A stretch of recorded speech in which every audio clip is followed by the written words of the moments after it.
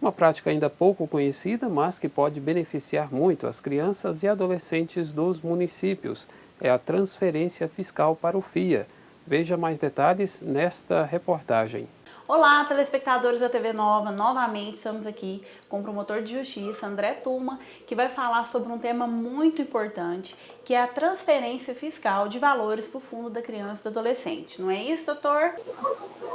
É isso. É um mecanismo muito importante que a gente tem para deixar parte do nosso imposto de renda devido, ao invés dele ir para os cofres da União, para os cofres do Leão, para ele permanecer na nossa cidade. Doutor, e como que pode ser, né? Quais são os trâmites dessa transferência? Bom, a transferência ela pode ser feita de duas formas, né? A pessoa que é contribuinte, pessoa física, ela pode fazer essa destinação, né? Esse redirecionamento. Na verdade, é um redirecionamento para o Fundo da Infância e Juventude, cada município tem o seu, então ela pode destinar até 6% do valor do imposto devido se ela fizer essa transferência até o dia 31 de dezembro, ou seja, dentro do ano fiscal. Mas ela também tem uma outra oportunidade de fazer, que é no ato mesmo da declaração, que normalmente vai ser lá meados de abril, no programa da declaração ela já pode fazer essa transferência. Isso é feito através de um depósito bancário, em que o contribuinte pega o recibo e depois faz o acerto da declaração naquela abinha doações efetuadas. Doutor, e como que é feito, né? Essa doação, ela pode ser destinada para alguma entidade específica ou tem um trâmite que ocorre para que ocorra essa destinação dos valores que são destinados ao FIA? A transferência fiscal ela só pode ser feita dentro do Fundo da Infância e da Adolescência. Então, não há como se destinar para uma entidade específica diretamente e depois querer pegar o recibo do CMDCA para fazer o abatimento do imposto de renda. Isso não é possível. E mesmo quando esse recurso, a partir do momento que ele entra para o fundo, ele passa a ser uma unidade de orçamento autônoma, ou seja, ele passa a ser orçamento público.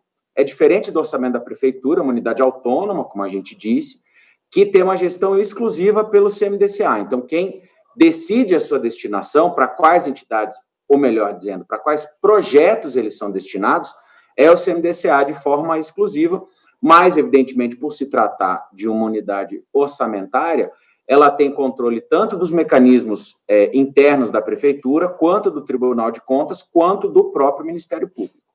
Você disse algumas vezes, né, sobre o CMDCA.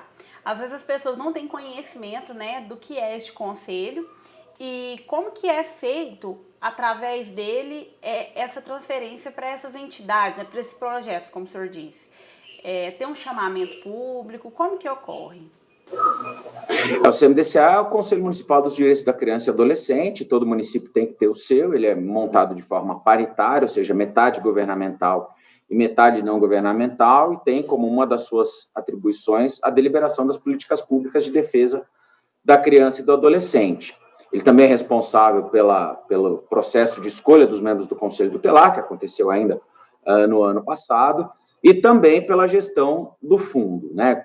A forma correta de se fazer a aplicação das verbas do fundo para os projetos é que o CMDCA elabore um diagnóstico, ainda que um diagnóstico seja relativamente simples, mas de quais áreas são prioritárias dentro da política da criança e do adolescente para estabelecer, então, quais as linhas de atuação. E, a partir daí, se faz um edital, um chamamento público para que as entidades cadastradas no CMDCA, essa também é uma das funções do CMDCA, fazer o registro dos programas e das entidades que trabalham nesse segmento.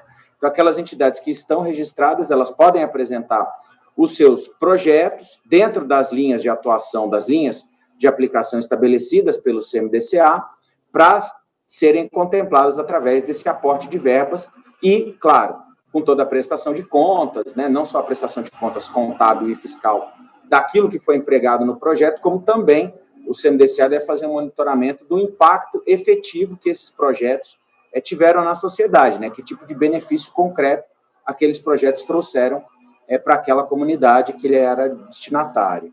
A contadora Patrícia Fontes falou a respeito da transferência fiscal para o Fundo da Criança e do Adolescente. A pessoa física, ela tem duas formas de doar. Uma durante o ano e a outra no ato da declaração.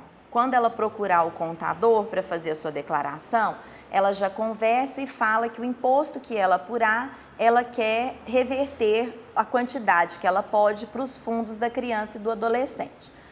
É aquela doação que é feita direto na declaração do imposto de renda. Ela avisa o contador, tem uma aba própria na declaração, que é doação direta. Ele escolhe para qual fundo de criança e adolescente que ele quer doar, se é estadual, federal ou municipal. Aí o próprio programa da Receita já apura o valor que ele pode destinar para esses fundos. Ele coloca a doação, o valor que ele quer, imprime o DARF próprio, que é um DARF distinto.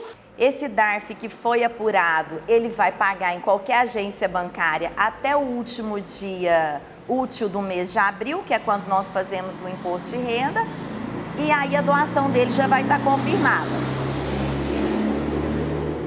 Outra forma dele doar é no decorrer do ano, até o último dia útil do ano, ele faz um depósito identificado com o CPF e o nome dele.